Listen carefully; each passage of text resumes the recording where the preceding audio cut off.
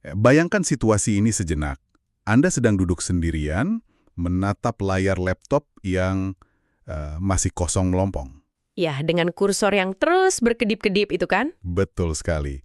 Kursor di layar itu berkedip ritmis, seolah-olah sedang menghitung mundur sisa waktu Anda, atau mungkin terkesan mengejek Anda yang sedang benar-benar kehabisan ide. Dan biasanya di sebelah kiri laptop itu ada tumpukan jurnal PDF yang bahkan belum diklik sama sekali. Benar. Di sebelah kiri ada jurnal yang belum dibuka, terus di sebelah kanan ada secangkir kopi yang sudah terlanjur dingin sejak 2 jam yang lalu. Anda adalah seorang mahasiswa, mungkin di tingkat akhir, dan saat ini Anda sedang berhadapan langsung dengan satu monster terbesar paling menakutkan dalam seluruh riwayat kehidupan perkuliahan Anda. Skripsi. Haruskah saya menyebar ratusan lembar kuesioner, memohon-mohon orang untuk mengisinya, lalu bergelut dengan rumitnya angka-angka statistik? Atau sebaliknya. Nah, ataukah saya justru harus duduk berjam-jam, mewawancarai orang satu persatu, sampai tenggorokan kering, terus menyalin transkripnya semalaman suntuk? Jika Anda sedang merasakan kebuntuan dan kebingungan luar biasa itu hari ini, silakan tarik nafas panjang dan bernapaslah dengan lega. Anda sama sekali tidak sendirian. Pasti. Hampir semua mahasiswa melewati fase ini. Selamat datang di penelusuran mendalam kita kali ini. Misi kita hari ini sangat spesifik dan sangat jelas. Kita akan membongkar habis rahasia filosofis di balik paradigma penelitian. Tujuannya supaya setelah ini, Anda tidak lagi merasa kebingungan atau sekedar ikut-ikutan teman dalam memilih metode. Karena ikut-ikutan itu bahaya sekali ya. Betul. Harapannya, Anda bisa benar-benar mengerti bagaimana merancang pondasi penelitian yang sangat kokoh dan tak terbantahkan saat sidang nanti. Dan untuk mencapai misi tersebut, eksplorasi kita kali ini tidak akan mengambil referensi dari sembarang artikel di internet. Kita bersumber langsung dari sebuah buku tebal yang di kalangan akademisi sering dianggap sebagai kitab sucinya metodologi penelitian di Indonesia. Buku yang sampulnya sangat khas itu ya. Iya, buku Metode Penelitian Kuantitatif, Kualitatif, dan R&D karya Prof. Dr. Sugiono. Sangat besar kemungkinannya Anda, atau setidaknya teman satu kos Anda, memiliki buku ini di rak mereka. Tapi masalahnya kan memiliki bukunya sebagai pajangan saja tentu tidak cukup. Harus dibaca dan dipahami esensinya. Tepat. Kita harus membedah apa sebenarnya makna filosofis yang mendasari setiap metode yang ditawarkan di dalamnya. Karena kalau kita kembali ke akar esensinya, penelitian itu pada dasarnya adalah sebuah cara ilmiah yang sangat sistematis, terukur, dan logis untuk memecahkan suatu masalah. Memecahkan masalah. Benar. Jadi, memilih metode yang salah sejak bab 1, itu ibaratnya Anda bersikeras menggunakan termometer suhu badan untuk mengukur berat badan Anda. Termometer itu jelas alat ukur yang sangat valid, ilmiah, diakui dunia medis. Tapi, ya alat itu sama sekali tidak punya relevansi dengan tujuan yang ingin Anda capai. Oke, mari kita urai ini. Agar lebih mudah dicerna, kita akan membelah dunia metodologi penelitian ini menjadi 2 kutub raksasa yang sering kali dibahasakan seolah-olah mereka ini selalu bermusuhan. Padahal tidak selalu begitu. Ya, tapi di satu sisi, riset kita punya dunia kuantitatif. Metode ini berakar sangat kuat pada sebuah aliran filsafat yang bernama positivisme. Nah, menahan diri sebentar di bagian filsafat ini, karena ini krusial. Sebelum kita bicara soal sebar kuesioner dan angka, kita harus paham dulu cara pandang positivisme. Filsafat ini lahir dari ilmu-ilmu alam kayak fisika atau kimia. Ilmu pasti ya? Ya, ilmu pasti. Dalam positivisme, dunia sosial manusia itu dianggap beroperasi dengan kepastian yang sama, persis seperti hukum gravitasi bumi. Realitas itu sifatnya tunggal, objektif, ada di luar sana menunggu untuk ditemukan, dan hukum-hukumnya berlaku universal. Bisa diukur? Sangat bisa. Jadi kalau Anda memakai kacamata positivisme, Anda melihat gejala sosial sebagai sesuatu yang konkret, bisa disentuh, dipisahkan dari lingkungannya, dan yang paling krusial adalah bisa diangkakan. Anda memecah belah fenomena yang kompleks menjadi potongan-potongan kecil yang kita sebut sebagai variabel. Terus kita cari hubungannya? Tepat, mencari hubungan sebab akibat antar variabel tersebut. Kalau dipikir-pikir, analogi sederhananya mungkin kayak saat kita sedang melihat sebuah mobil yang mogok, dengan kacamata kuantitatif positivisme tadi, kita tidak perlu memusingkan suasana hati si pengemudi atau sejarah jalanan yang baru saja dilewati. Tidak perlu sama sekali. Cukup membuka kap mobil, mencopot mesinnya, membawanya ke laboratorium yang steril, lalu meneliti performa injeksi bahan bakarnya saja secara terpisah dari bodi atau rodanya. Kita benar-benar mengisolasi masalahnya sebisa mungkin dari gangguan luar. Sangat fokus pada satu titik. Benar. Jadi pendekatannya sangat tradisional, linier, berjalan dari titik A ke Titik B. dan sifatnya deduktif. Deduktif, betul. Berarti Anda harus punya bekal teori besar dulu di awal, lalu menyusun tebakan sementara atau hipotesis, baru kemudian Anda turun ke lapangan. Dan turun ke lapangan pun niatnya murni hanya untuk satu hal, membuktikan apakah teori di kepala Anda tadi benar atau salah menurut angka di lapangan. Iya, membuktikan teori. Logika isolasi semacam itu memang sangat brilian untuk memecahkan masalah-masalah tertentu yang butuh generalisasi tinggi. Tapi dunia ini kan tidak selalu sesederhana mesin mobil. Sangat kompleks. Nah, disinilah kita beralih ke kutub seberangnya, yaitu kualitatif. Metode ini berdiri tegak di atas landasan filsafat post-positivisme. Paradigma ini lahir sebagai kritik. Cara memandang dunianya itu berputar 180 derajat. Kebalikannya. Dalam post-positivisme, realitas sosial manusia itu tidak pernah tunggal. Realitas itu sifatnya majemuk, holistik atau menyeluruh, sangat dinamis, berubah-ubah, dan penuh dengan lapisan makna yang saling tumpang tindih. Jadi tidak bisa dipisah-pisah seperti mesin tadi. Betul, Anda tidak bisa lagi mencopot mesin dari mobil dan berharap mendapatkan pemahaman yang utuh. Karena tindakan manusia selalu terikat erat dengan konteks lingkungannya, budayanya, dan siapa yang berinteraksi dengannya. Ada satu ilustrasi dari sumber kita yang menurut saya sangat jenius untuk menggambarkan perbedaan ini. Mari kita bayangkan ada seseorang yang sedang duduk diam memancing di pinggir sungai pada hari Selasa pagi. Selasa pagi, jam kerja ya? Nah, iya, jam kerja. Kalau kita memakai kacamata kuantitatif yang ketat dan cuma fokus pada perilaku terukur, kesimpulan kita akan sangat ringkas dan efisien. Oh, orang itu sedang mencari ikan. Selesai sampai di situ. Datarnya cuma berapa lama dia duduk dan berapa ikan yang didapat. Persis. Tapi, begitu kacamata kita ganti dengan lensa kualitatif post-positivisme, kita tidak bisa berhenti pada apa yang terlihat oleh mata saja. Kita mulai menggali makna tak kasat mata di balik tindakan memancing tersebut. Mulai muncul pertanyaan mengapa. Ya, jangan-jangan orang itu sama sekali tidak peduli pada ikannya. Mungkin dia sedang mencari pelarian karena tekanan pekerjaan di kantornya sudah diambang batas kewarasan. Atau mungkin dia ke pinggir sungai cuma untuk mencari teman ngobrol sesama pemancing. Atau sekedar mencari alasan yang sah supaya bisa kabur dari omelan mertuanya di rumah. Nah, bisa jadi.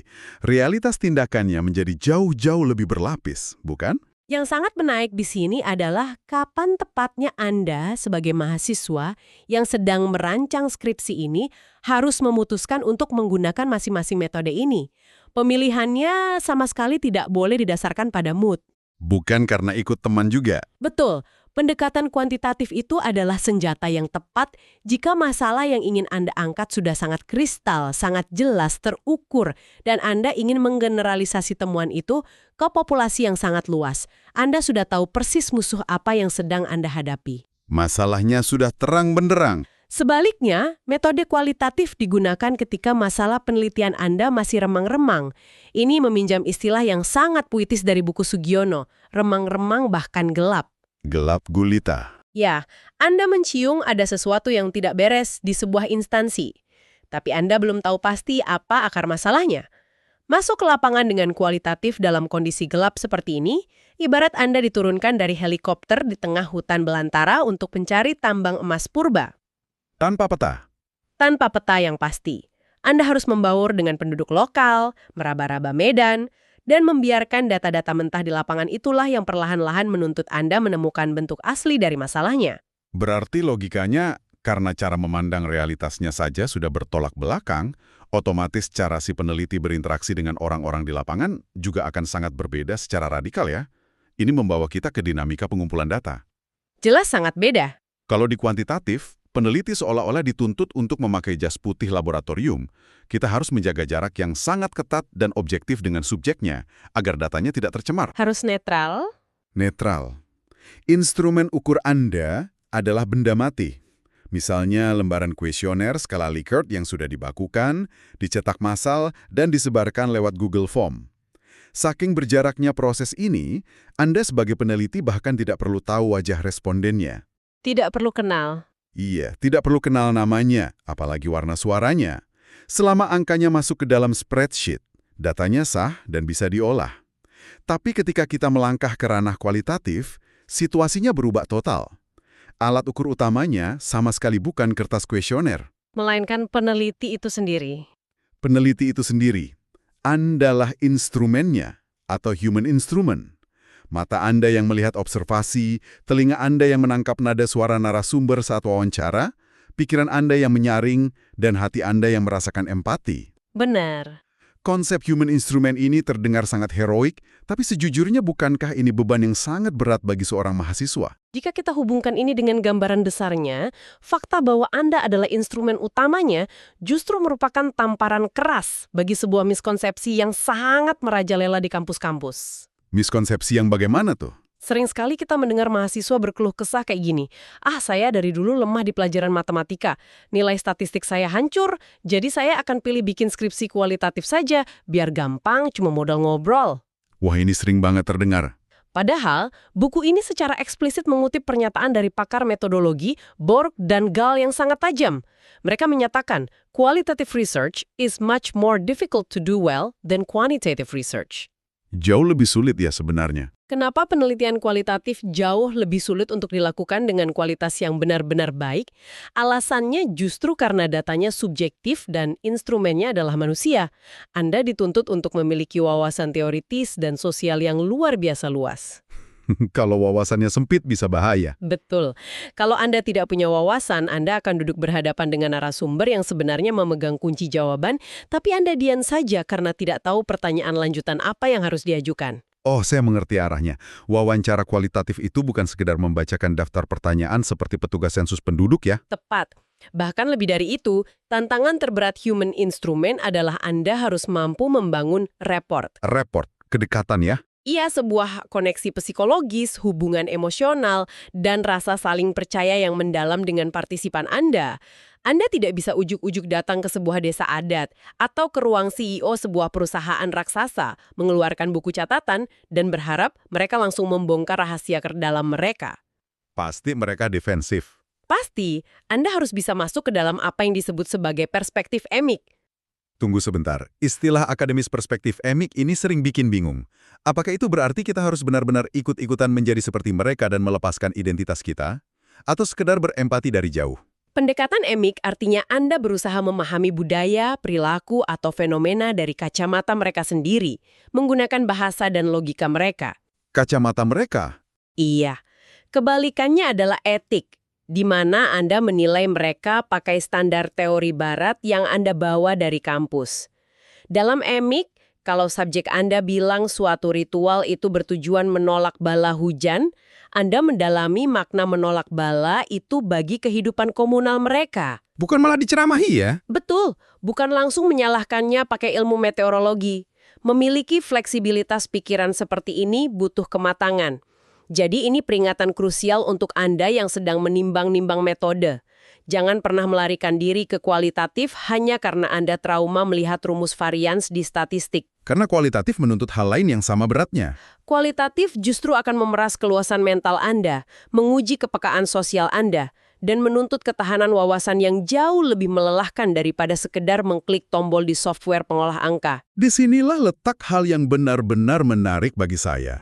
Kalau situasinya sebegitu cairnya dan kita tidak punya kuesioner baku sebagai pegangan yang kokoh, lalu bagaimana sebenarnya urut-urutan proses penelitian kualitatif itu berjalan di lapangan tanpa menjadi kacau balau? Ini pertanyaan teknis yang bagus. Buku Sugiono memberikan sebuah ilustrasi visual yang sangat menempel di kepala. Mari kita bayangkan proses penelitian kualitatif itu ibarat seorang turis asing yang seumur hidupnya belum pernah menginjakkan kaki di Asia. Dan malam itu, dia tiba-tiba diajak masuk ke sebuah gedung untuk menonton pertunjukan wayang kulit semalam suntuk. Turis yang benar-benar buta budaya lokal? Benar. Berbeda dengan riset kuantitatif yang linier dari bab 1-5 tanpa boleh mundur, riset kualitatif itu sirkuler, berputar-putar, dan desainnya bisa mekar atau berubah di tengah jalan. Ini yang sering disebut emergent design. Betul. Mari kita ikuti perjalanan psikologis turis kita ini. Tahap pertama saat dia membuka pintu gedung pertunjukan adalah tahap deskripsi atau orientasi. Saat dia melangkah masuk, semua inderanya diserang oleh informasi yang berlebihan. Ya, matanya pasti terbelalak. Dia melihat ada ratusan penonton yang asyik mengobrol sambil makan kacang rebus. Suasananya riuh. Sangat riuh. Dia melihat panggung besar. Dia mendengar suara gamelan yang bertalu-talu sangat keras. Dia menghirup asap kemenyan yang pekat. Dia melihat sang dalang yang komat kamit merapal mantra dan pesinden yang melengkingkan nyanyian. Semuanya terekam. Nah, di tahap awal orientasi ini, Anda sebagai peneliti kualitatif tugasnya adalah memotret semuanya. Anda mencatat segala sesuatu yang tertangkap indera secara umum dan luas. Pertanyaan yang Anda ajukan kepada orang-orang di sana masih berupa grand tour question. Pertanyaan sapu jagat. Seperti apa contohnya? Ya, kayak bisa ceritakan apa saja yang sedang terjadi di acara malam ini.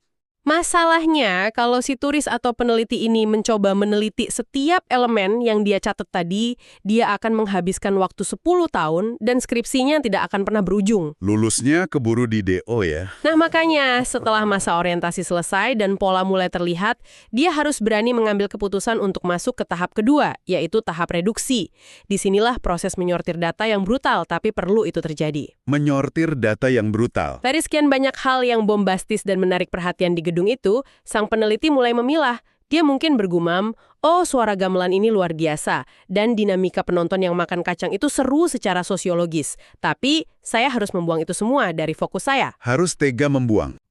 Saya akan mereduksi perhatian saya hanya pada tokoh wayang kulitnya, dan bagaimana interaksi emosional antara wayang tersebut dengan tangan sang dalang. Anda membuang noise atau gangguan dan menyempitkan radar Anda pada satu isu spesifik yang paling esensial. Semakin tajam. Sang peneliti tidak lagi duduk di kursi penonton belakang. Dia kini berdiri sangat dekat dengan kotak panggung dalang. Dia mulai menanyakan detail tingkat tinggi. Apa sebenarnya nama spesifik karakter wayang berwajah merah ini? Dari jenis kulit kerbau bagian mana ia dipahat? Betul. Serbuk cat emas jenis apa yang menempel di mahkotanya? Dan yang paling penting untuk dijawab, apa makna filosofis dan pesan moral di balik setiap lekukan pahatan pada mata wayang tersebut? Luar biasa detailnya. Perhatikan transformasinya. Dari sebuah observasi pertunjukan malam yang riuh dan kacau secara umum, penelitian mengkristal menjadi sebuah pemahaman yang luar biasa mendalam tentang satu artefak spesifik dan makna kehidupannya. Mengapa analogi turis dan wayang ini begitu penting untuk dipahami oleh mahasiswa? Karena ini memberikan sebuah kemerdekaan intelektual. Dalam penelitian kualitatif, Anda tidak perlu merasa gagal jika proposal awal Anda berubah di tengah jalan. Jadi boleh berubah ya? Sangat boleh. Anda sama sekali tidak dituntut untuk memiliki batasan masalah yang kaku, mati, dan permanen sejak Anda mengetik proposal di kamar kos. Proposal kualitatif Anda itu hanyalah peta kasar sementara. Peta kasar. Anda sangat diizinkan, bahkan dalam banyak kasus didorong untuk datang ke lapangan penelitian Anda, membuka mata dan telinga lebar-lebar pada tahap orientasi, membiarkan realitas lapangan menampar asumsi awal Anda, dan membiarkan fokus penelitian sejati itu mekar perlahan seiring dengan pemahaman Anda yang mendalam. Sangat organik prosesnya. Biarkan lapangan yang mendikte teori, bukan teori Anda yang memaksa lapangan untuk tunduk. Kemerdekaan itu terdengar sangat melegakan, tapi tunggu dulu. Ini memunculkan satu celah logika yang sering ditanyakan dosen penguji. Celah yang mana ini? Kalau dalam kualitatif, semuanya serba mengalir, bergantung pada mata saya sebagai peneliti, pada interpretasi subjektif saya, dan pada perasaan saya saat berinteraksi dengan narasumber.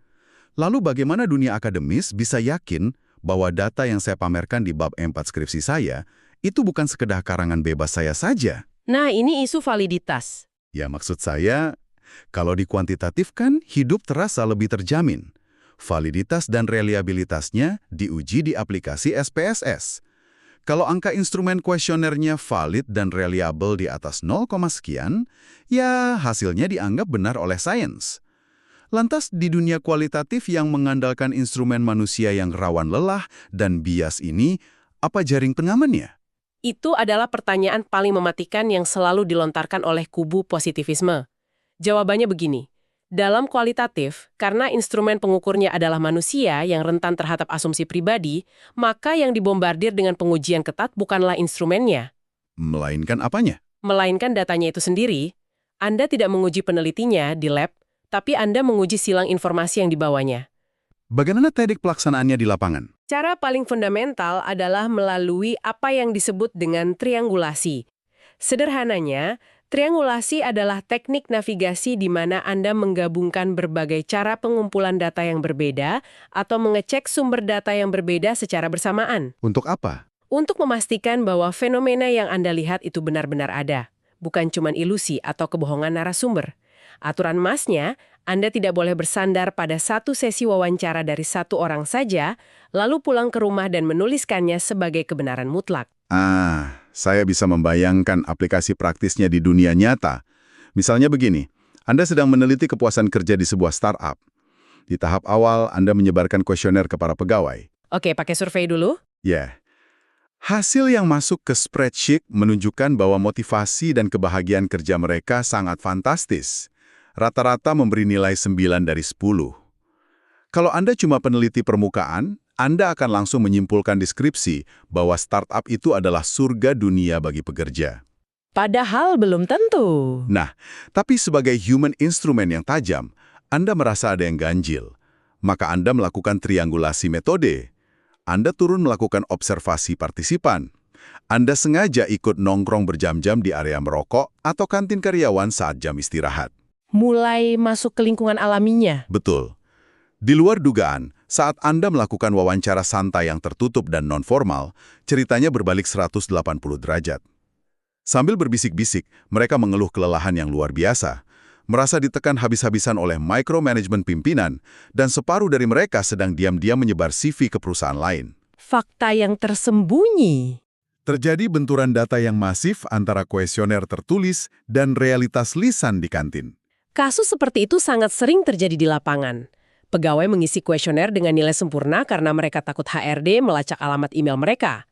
Nah, ketika benturan kata ini terjadi, seorang peneliti kualitatif sejati tidak akan mengambil jalan pintas dengan sekedar mencari nilai rata-rata dari kedua data tersebut. Tentu saja tidak, itu kan memanipulasi data. Itu manipulasi. Sebaliknya, benturan data ini adalah titik awal di mana peneliti kualitatif berubah wujud menjadi seorang detektif investigasi. Dia akan menelusuri ketidaksesuaian itu. Melacak jejaknya. Dia akan mewawancarai mantan pegawai yang sudah resign, dia akan mengecek dokumen mutasi internal perusahaan, melacak silang informasi dari manajer tingkat menengah, sampai akar kebenaran yang sesungguhnya terungkap tanpa celah. Validasi yang sangat ketat. Proses melacak, memverifikasi, dan menggali terus-menerus dari berbagai sudut pandang inilah yang membuat data kualitatif mencapai titik jenuh, valid, dan sangat kredibel. Wah, prosesnya jauh lebih menantang dari yang saya bayangkan. Nah, sejauh ini kita sudah menyelam cukup dalam di dua samudera utama pemikiran metodologi, si kuantitatif yang presisi dan si kualitatif yang detektif. Dua kutub yang dominan. Menariknya, di dalam buku pegangan kita ini, ada satu metode ketiga yang menurut saya sering dianaktirikan atau justru disalahpahami oleh mahasiswa sosial dan humaniora. Banyak mahasiswa yang terjebak pada pemikiran bahwa mentok-mentok skripsi itu ya cuma dua pilihannya. Antara sebar kuesioner atau wawancara. Nah iya, menemukan data dari populasi atau mengurai masalah di komunitas. Padahal, Profesor Sugiono menyediakan jalur ketiga yang bernama R&D atau Research and Development, penelitian dan pengembangan. Apakah jalur ketiga ini tidak kalah bergengsi? Sayangnya memang banyak mitos yang beredar soal R&D ini. Sering dikira metode ini eksklusif hanya untuk mahasiswa Fakultas Teknik Sipil yang sedang membuat beton tahan gempa, atau anak mesin yang merancang motor listrik. Padahal tidak hanya untuk anak teknik ya. Padahal esensi R&D jauh lebih universal dari itu. Secara konseptual, R&D ini memiliki posisi yang sangat strategis. Dia berfungsi sebagai jembatan emas yang menghubungkan dua daratan besar dalam ekosistem ilmu pengetahuan. Jembatan yang menghubungkan apa dengan apa? Daratan pertama adalah penelitian dasar atau basic research. Tujuannya murni akademis untuk memproduksi teori atau ilmu pengetahuan baru tanpa peduli apakah itu bisa dipakai besok pagi atau tidak. Fokus ke teori. Daratan kedua adalah penelitian terapan atau applied research. Energinya difokuskan semata-mata untuk memecahkan urusan praktis sehari-hari. Nah, R&D mengambil ilmu dari daratan pertama dan mengolahnya menjadi solusi nyata untuk daratan kedua. Kalau boleh saya bahasakan dengan bahasa yang lebih lugas, berarti alih-alih skripsi kita hanya berakhir menjadi tumpukan kertas laporan yang berdebu di perpustakaan, R&D memaksa kita untuk memproduksi sebuah barang atau sistem yang bisa langsung dipakai oleh masyarakat untuk menyelesaikan masalah mereka saat itu juga. Pemahaman yang sangat akurat. Namun, proses pembuatannya tidak main-main. Karakteristik utama yang membedakan R&D dari sekedar proyek membuat kerajinan tangan adalah sifatnya yang longitudinal, Jangka panjang ya. yang berarti dilakukan secara bertahap dalam rentang waktu yang terstruktur dan cyclical atau berputar seperti siklus. Prosesnya punya disiplin yang ketat. Tahap awal, peneliti harus bertindak seperti peneliti murni. Turun ke lapangan. Mereka masuk ke lapangan, bisa pakai kuesioner kuantitatif atau wawancara kualitatif untuk melakukan analisis kebutuhan absolut. Apa masalah gawatnya, solusi apa yang didambakan pengguna. Jadi digabung metodenya di awal. Dari temuan data lapangan itu, barulah peneliti duduk di meja gambar untuk mendesain sebuah produk hipotetik. Produk rancangan awal yang berbasis pada teori keilmuan, bukan asal tebak. Dan setelah purwarupa atau rancangan awal itu jadi, pekerjaan belum selesai kan? Jelas belum. Disitulah fase development atau pengembangannya diuji. Produk rancangan itu harus dibawa kembali ke lapangan untuk dieksperimenkan dan diuji coba ke calon pengguna. Pasti akan ditemukan banyak cacat dan kekurangan di sana-sini. Namanya juga produk awal. Peneliti menarik kembali produknya, merevisinya berdasarkan masukan pengguna, lalu mengujinya kembali secara lebih luas. Siklus uji revisi ini terus berputar sampai metodenya membuktikan bahwa produk tersebut efektif, berstandar tinggi, dan siap diimplementasikan ke dunia nyata. Mengetahui siklus panjang ini rasanya sangat membuka mata. Terutama bagi Anda para pendengar yang mungkin dari sananya memiliki DNA seorang creator, maker, atau problem solver. Terutama untuk teman-teman di luar ranah teknik. Sangat bisa diterapkan di ilmu sosial. Misalnya, Anda di jurusan pendidikan, Anda melihat siswa-siswa mengantuk di kelas karena buku teksnya membosankan. Lewat R&D, Anda bisa mengembangkan sebuah modul pembelajaran interaktif berbasis augmented reality yang teruji klinis mampu meroketkan nilai ujian mereka. Solusi yang konkret. Atau Anda anak sistem informasi. Anda melihat puskesmas di desa nenek Anda masih mencatat rekam medis pakai buku tulis yang sering dimakan rayap. Lewat skripsi R&D, Anda menciptakan aplikasi pendataan pasien offline to online yang meniadakan antrian. Manfaatnya langsung terasa. R&D adalah wadah yang sangat brilian bagi Anda yang punya mimpi. Ketika hari wisuda tiba, Anda memegang sebuah karya yang hidup dan berkata kepada dunia, ini bukan sekedar opini saya. Ini adalah solusi nyata yang saya ciptakan. Betul sekali. Paradigma ketiga ini membuktikan bahwa metodologi penelitian memberikan kanvas yang sangat kaya. Anda bisa memilih jalur mana yang paling sesuai dengan ambisi karir dan panggilan hati Anda. Jadi, apa arti dari semua perbincangan kita hari ini?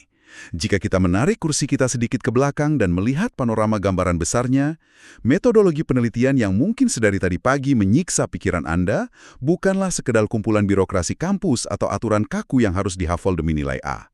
Jauh lebih besar dari itu. Jauh melampaui itu, metodologi adalah sebuah pernyataan filosofis tentang bagaimana Anda sebagai seorang intelektual muda memilih untuk melihat dunia ini bekerja. Cara pandang Anda. Apakah Anda melihat realitas sosial ini seperti sebuah mesin raksasa yang setiap skrup dan gearnya bisa dipreteli, diisolasi, diukur presisinya, dan diprediksi masa depannya melalui deretan statistik mutlak? Jika ya, kenakanlah kacamata kuantitatif Anda. Atau sebaliknya. Ataukah sebaliknya, Anda memandang dunia ini ibarat jaring laba-laba sosial yang teramat rumit, penuh dengan motif rahasia, emosi yang tak terkatakan, dan makna-makna budaya yang harus diurai benangnya secara perlahan dan berempati. Jika itu pandangan Anda, maka silakan berjalan di jalur kualitatif. Atau mungkin yang ketiga. Ya, atau mungkin Anda melihat dunia ini sebagai sebuah ruang kosong yang rusak dan menuntut intervensi perbaikan langsung dari tangan Anda. Disitulah R&D menanti Anda. Memilih metode pada hakikatnya adalah memilih lensa kacamata untuk memahami alam semesta.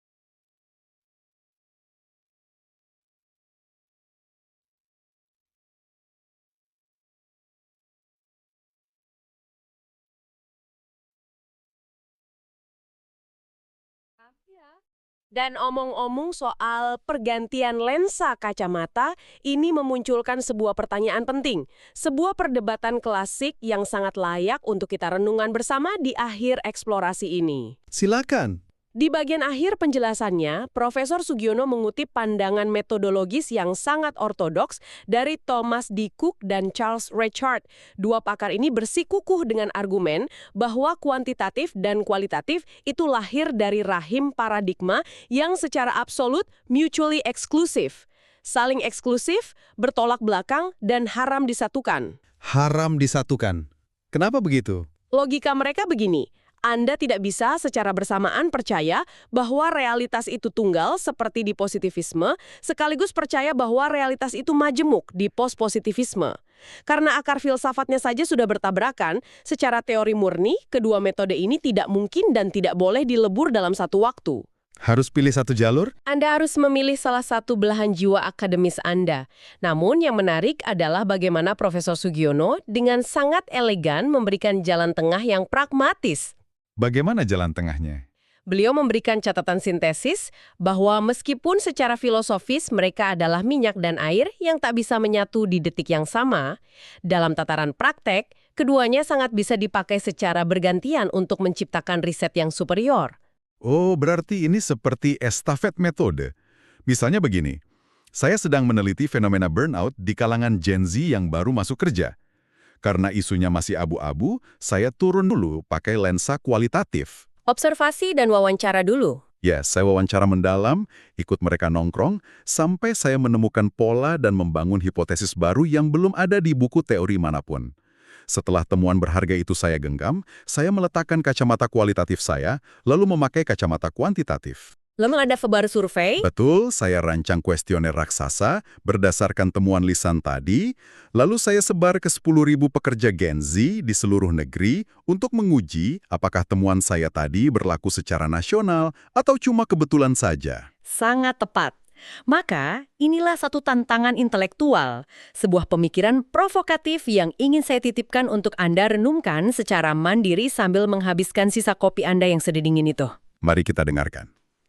Jika memang terbukti bahwa realitas sosial manusia di luar sana itu memiliki pola makro yang bisa diukur dengan angka, namun secara bersamaan setiap angka itu selalu menyimpan lapisan makna emosional mikroskopis yang tersembunyi, apakah kita justru sedang memenjarakan potensi pemahaman kita sendiri terhadap kompleksitas dunia jika kita bersikeras fanatik hanya pada satu jenis metode? Sebuah dilema yang menarik. Ataukah mungkinkah kemampuan lentur untuk merangkai dua paradigma yang bermusuhan ini secara berurutan, melompati pagar-pagar dogmatis antara positivisme dan postpositivisme adalah wujud sejati dari kejeniusan peneliti masa depan yang justru mutlak harus Anda kuasai sebagai calon pemimpin abad ini? Sebuah pertanyaan yang rasanya sangat menggugah dan membuat bulu kuduk merinding. Ini adalah pekerjaan rumah yang luar biasa besar untuk pikiran Anda sebelum tangan Anda kembali menyentuh dan mengetik di papan ketik laptop Anda. Kami sangat menghargai dan berterima kasih kepada Anda yang telah setia bergabung dalam eksplorasi kita hari ini. Semoga ini bisa membuka jalan terang untuk skripsi Anda. Pasti. Semoga penelusuran mendalam terhadap paradigma penelitian dari buku Prof. Dr. Sugiono ini membekali Anda bukan saja dengan pemahaman, tapi juga dengan keberanian dan kejelasan arah. Ingatlah satu hal, di dunia sains tidak ada metode yang pada dasarnya buruk atau cacat. Hanya ada peneliti yang salah alat ukur. Tepat. Yang sering terjadi hanyalah seorang peneliti yang salah mengambil alat ukur untuk misinya yang mulia.